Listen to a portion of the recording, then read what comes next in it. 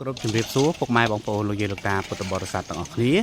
ឥឡូវនេះខ្ញុំបានចំណូលបានមកដល់បរិវេណវត្តច័ន្ទបច្ចុប្បន្នារាមហៅវត្តសុទ្ធហើយនៅថ្ងៃទី12ខែមិថុនាឆ្នាំ2025ហើយថ្ងៃនេះបាទមេឃសតុំបាទមេឃសតុំល្អមែនទេហើយឥឡូវខ្ញុំមកដល់វត្តគឺម៉ោង8ហើយបាទអញ្ចឹងខ្ញុំនឹងធ្វើដំណើរចូលទៅខាងក្នុងបាទបរិវេណវត្តតែម្ដងដើម្បីបង្ហាញឲ្យពុកម៉ែបងប្អូនលោកយាយលោកតាពុទ្ធបរិស័ទបានឃើញអំពីទស្សនវិជ្ជាបាទនៅវេលាថ្ងៃនេះហើយបាទកម្មវិធីបុណ្យចម្រើនបច្ចុប្បន្នបាទសម្ដេចយាយគឺនៅថ្ងៃទី17អញ្ចឹងថ្ងៃនេះថ្ងៃហ្នឹងថ្ងៃ12នៅសល់5ថ្ងៃទៀតណាពុកម៉ែបងប្អូនអរគ្នាអូបច្ចុប្បន្ន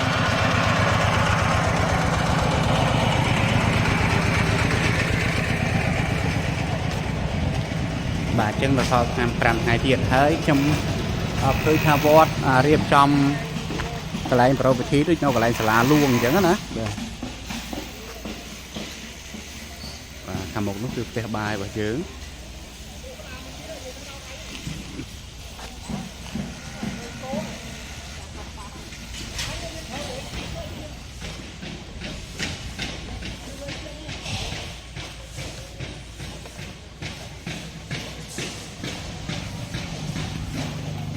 នោះថ្ងៃរះដល់លើនោះឃើញបាទថ្ងៃនេះមេឃសតុំបាទតោះឥឡូវខ្ញុំនឹងធ្វើដំណើរបាទទៅមុខបន្តទៀតបាទខាងកន្លែងសាងសង់អាគារពិហុបំណងគឺថាក្ដុំក្ដាំងមែនទេណាជាងកំពុងធ្វើបាទដំអីទេបាទលឺមែនទេ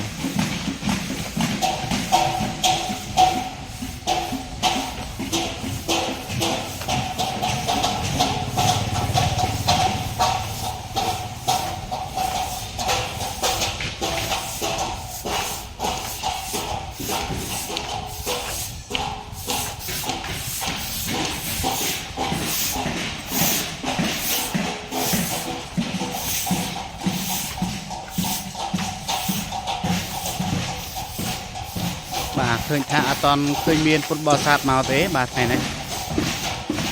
ដោយសារតែនៅព្រឹកពេកបាទពុកម៉ែបងប្អូនអរគ្នាព្រឹកពេកអញ្ចឹងពុទ្ធបរិស័ទដែលមកវត្តហ្នឹងភាគច្រើនគាត់មកដល់ថ្ងៃឬក៏ល្ងាចអញ្ចឹងណាអញ្ចឹងព្រឹកគាត់អត់តន់មកដល់អីទេបាទគាត់មកក៏អត់តន់មកដល់ដែរបាទថ្ងៃនេះមេឃសតុំល្អដល់ហើយបាទសតុំចិត្តឈឹងតែម្ដងមេឃនេះណាពុកម៉ែបងប្អូនឃើញបាទមេឃឡើងយ៉ាងដែរបាទតិចល្អខ្ញុំងាយស្រួលក្នុងការធ្វើដំណើរក្នុងការបដិយុទ្ធភាពឲ្យពុកម៉ែបងប្អូនដែរបាទខាងនេះគឺជាការដ្ឋានសាងសង់អគារពិហុបំណងឬក៏អគារបាទសម្ដេចគតិព្រះបណ្ឌិតបាទកន្លែងនេះជាងកំពុងតែសាងសង់នៅខាងក្នុងអគារនេះ3ជាន់ណាពុកម៉ែបងប្អូនឲ្យទំហំធំមែនទេបាទធំណា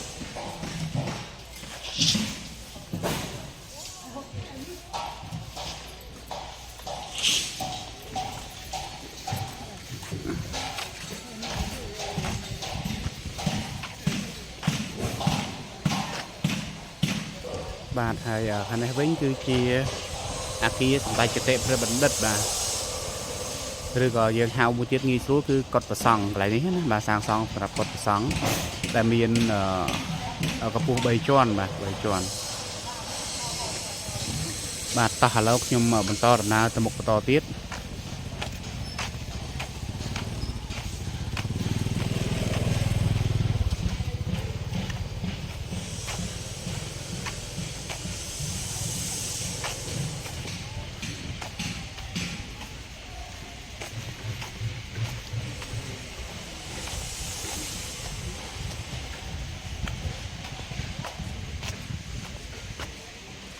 បាទខាងក្នុងនេះគឺ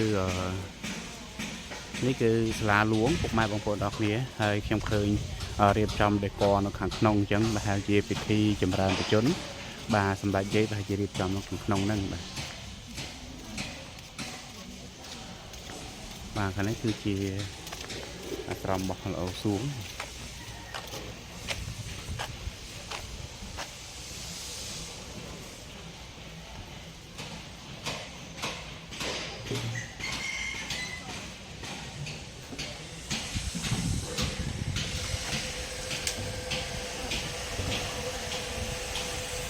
và tỏ lâu khi mà thôi đầm ná tam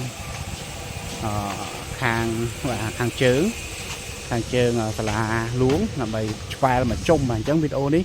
trong đông mừng hai ở sập group trong trôi nó không phải là bên vọt tại mà đó nè phục mai một kiểu tạt ở ní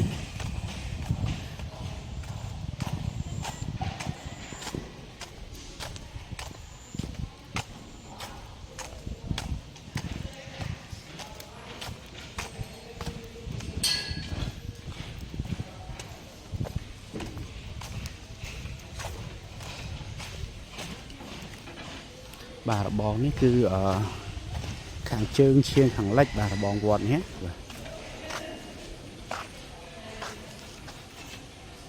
bà hai khang nóng chiên cầm bông ra riệp trong để có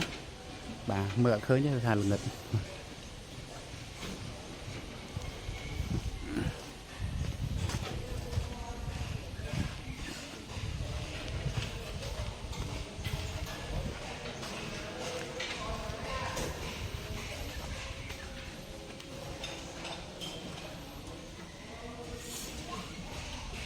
chiên là khang lơ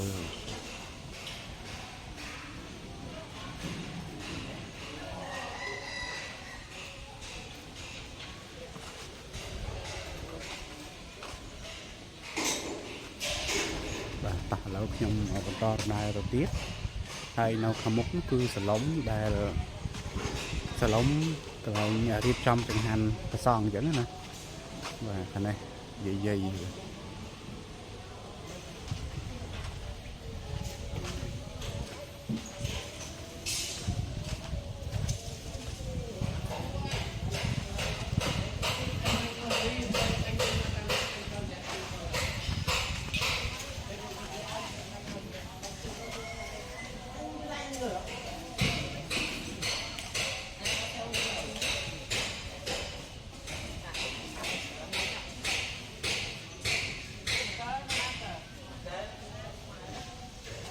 tỏ lâu trong mình to nào từ một cái to tiết lịch trong ban thì riệp trắng phục mai một đặc thế ban nó không là luôn một vùng riệp trong để có hơi nâng riệp và cam thi ở vị trí bon mà trong ra chôn là đấy nó khác nông này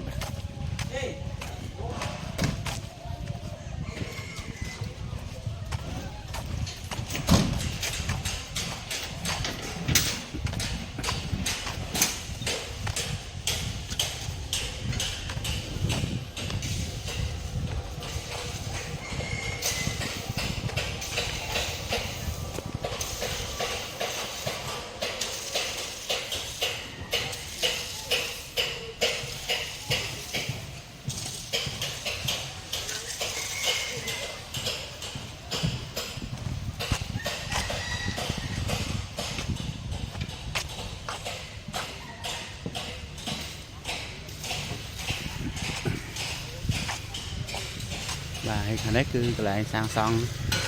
kia trọn máu và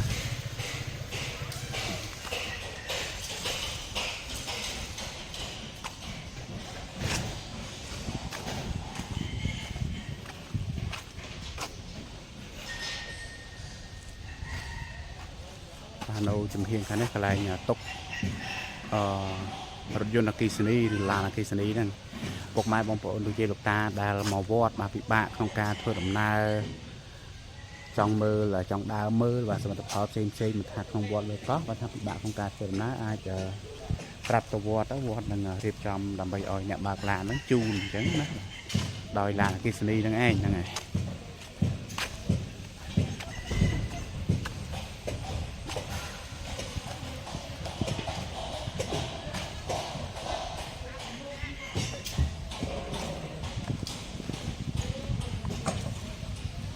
មុខគឺក្រោមទ្វារទី4កំពុងតែធ្វើបន្ថែមទៀតហើយ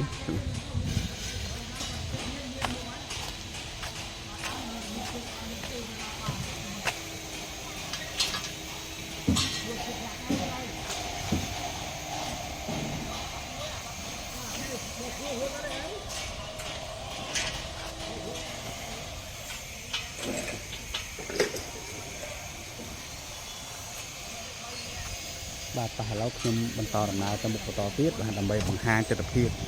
សពគ្រប់ជ្រុងជ្រោយបាទនៅក្នុងវត្តនិងខាងក្រៅវត្តតែម្ដង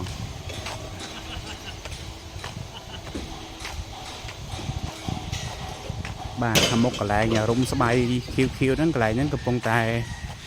សាងសង់ខ្លោងទ្វារទី3ពុកម៉ែបងប្អូនលោកជឿតាមបងប្អូនគ្នា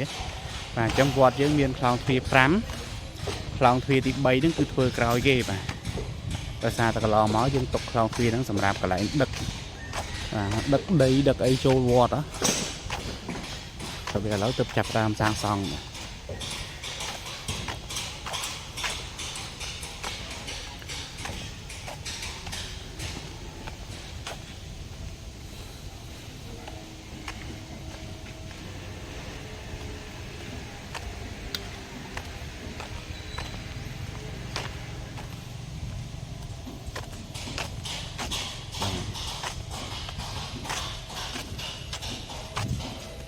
ជាងនៅក្នុង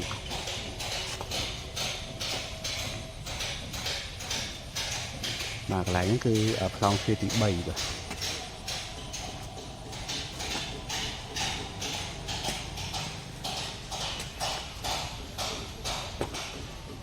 ទហើយខាងមុខនោះគឺកន្លែងសាងសង់ព្រះវិហារបាទព្រះវិហារយើងតាមបញ្ជាន់ទេបាទប៉ះឥឡូវខ្ញុំបន្តដំណើរទៅមុខទៀតបាទអញ្ចឹងខ្ញុំនឹងធ្វើដំណើរចេញទៅខាងក្រៅតាមខ្លោងទ្វារធំបាទខ្លោងទ្វារធំទៅហើយខ្ញុំនឹងបង្ហាញទិដ្ឋភាពបាទនៅខាងក្រៅវត្តបន្ថែមទៀតឲ្យពុកម៉ែបងប្អូនមកលោកយាយលោកតាពុទ្ធបរិស័ទបានទស្សនាទាំងអស់គ្នាហើយខ្ញុំបាទចំណូលបាទសូមបញ្ជាក់ថាទិដ្ឋភាពនេះគឺនៅបាទព្រឹកថ្ងៃទី12មិថុនាឆ្នាំ2025បាទ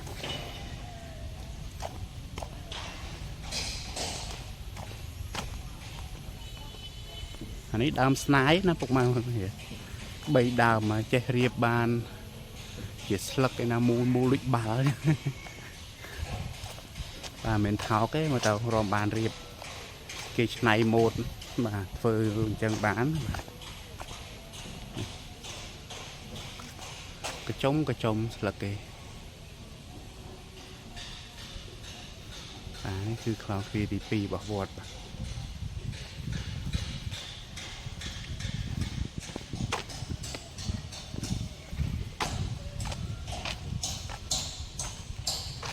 បាទនេះនៅចំពីខាងមុខបាទព្រះវិហារតែម្ដងបាទតែខ្ញុំឈរថតនេះគឺនៅពីខាងមុខព្រះវិហារពុកម៉ែមកទៀត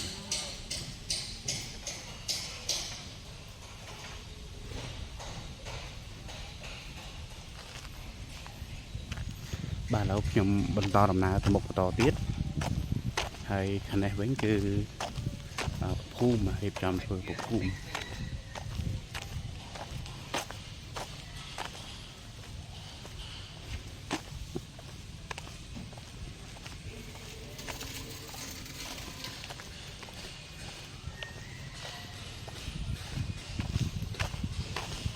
បាទអញ្ចឹងបើយើងធ្វើដំណើរទៅមុខអញ្ចេះយើងទៅដល់កន្លែងសឡុំវិញបាទនោះសឡុំនៅខាងមុខនោះកន្លែងយាយរៀបចំចង្ហាន់ប្រសង់ណាកន្លែងសឡុំហើយបើយើងធ្វើដំណើរពីហ្នឹងមកទៅត្រង់ចេះយើងចាក់ទៅដល់ក្នុងទ្វារធំតែម្ដងបាទឥឡូវខ្ញុំនឹងធ្វើដំណើរចេញតាមខ្លងទ្វារធំដើម្បីបង្ហាញទិដ្ឋភាពនៅខាងក្រៅបន្ថែមទៀតបាទ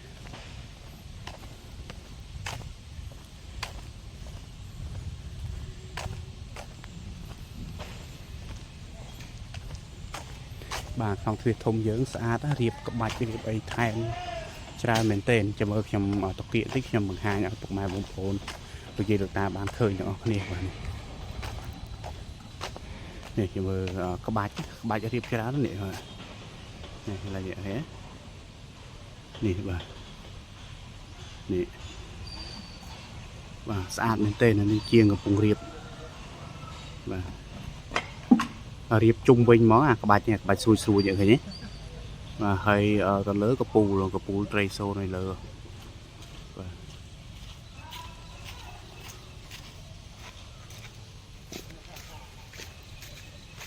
បាទឥឡូវខ្ញុំហើយនៅខាងនេះក៏មានសាងសង់ចេតិយផងដែរបាទកន្លែងនេះមកកន្លែងនេះគឺចេតិយ3បាទហ្នឹងហើយតោះឥឡូវខ្ញុំបន្តដំណើរទៅមុខបន្តទៀត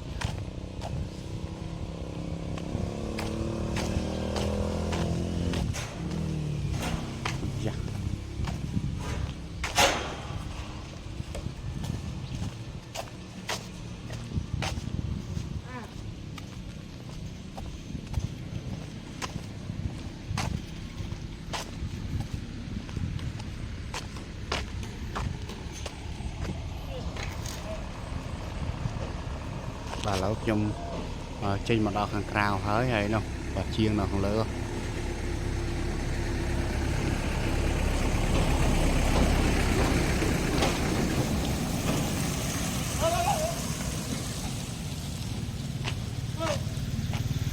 bà ngày ngày tập rẻ nào đâu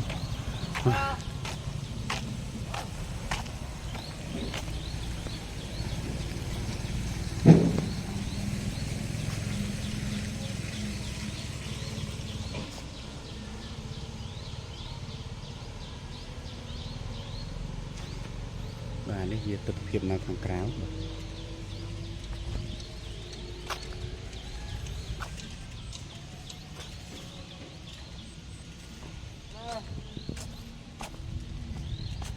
bạn tả là ốc nhom bạn to đâm ra tập cổ to tiếp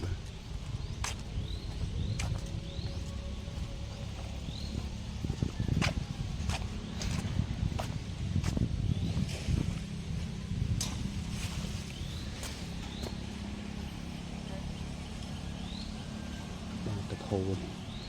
tập riêng sọ mà là sao tại mặt dạng ít phèn đá và tập riêng tí chấn nè rồi còn nấu hàng lớn nấu phèn mình sâu khang cho nó tập hồ mà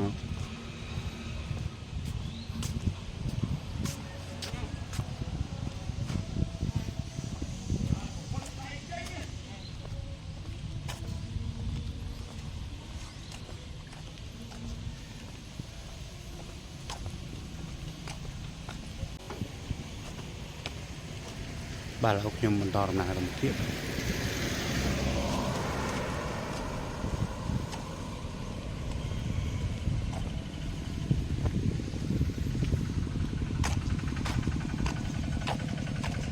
và này cloud phê thì phí bà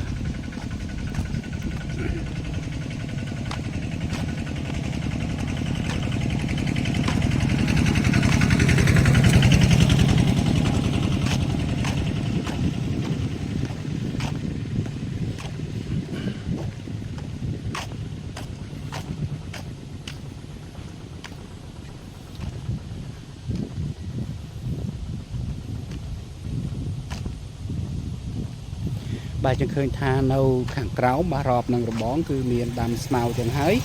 hơi miền bà cọp phơn mà này cọp phơn về dục láng phư che tàu nâng chừng chén mà rồi rồi bón bao giờ nó cứ mưa đó ăn nên tên mà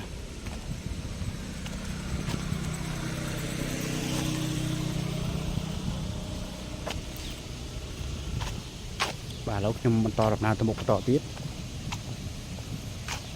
chẳng video nàyคือខ្ញុំឆ្វាលមួយជុំបរិវេណវត្តតែម្ដងពុកម៉ែបងប្អូនលោកយាយតាទាំងគ្នាទាំងខាងក្រៅវត្តទាំងខាងក្នុងវត្តបាទហើយនៅលើកោះចាំខ្ញុំធ្វើវីដេអូមួយទៀតបាទបង្ហាញបាទទស្សនវិជ្ជានៅជុំវិញកោះបាទបន្ថែមទៀតដើម្បីឲ្យពុកម៉ែបងប្អូនលោកយាយតាបានទស្សនាបាទ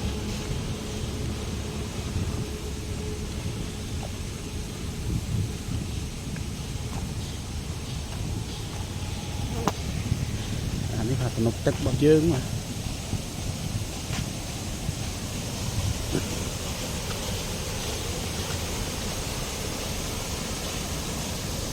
บาโหจะក្រោម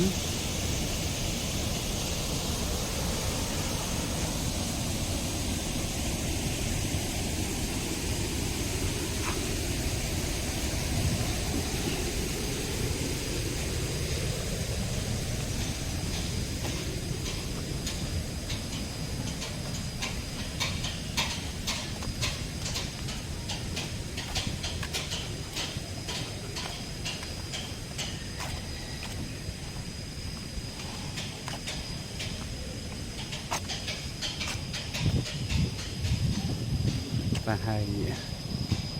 បាទទៅដល់ខាងមុខខ្ញុំនឹងបញ្ចប់វីដេអូព្រោះអីធ្វើដំណើរបញ្ជុំហើយឲ្យពុកម៉ែបងប្អូនបានឃើញអញ្ចឹងនេះគឺជាទស្សនវិជ្ជានៅវត្តសតនៅថ្ងៃទី12មិថុនានេះហ្នឹងហើយពុកម៉ែបងប្អូនទាំងគ្នាមេឃថ្ងៃនេះក៏ស្ទុំល្អទៀតបាទ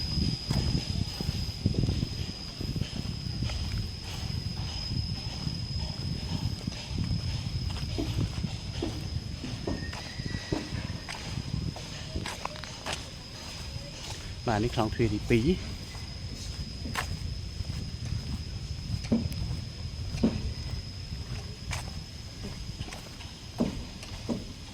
បានចឹងពុកម៉ែបងប្អូនលោកយាយលោកតាពុទ្ធបរិស័ទទាំងអស់គ្នា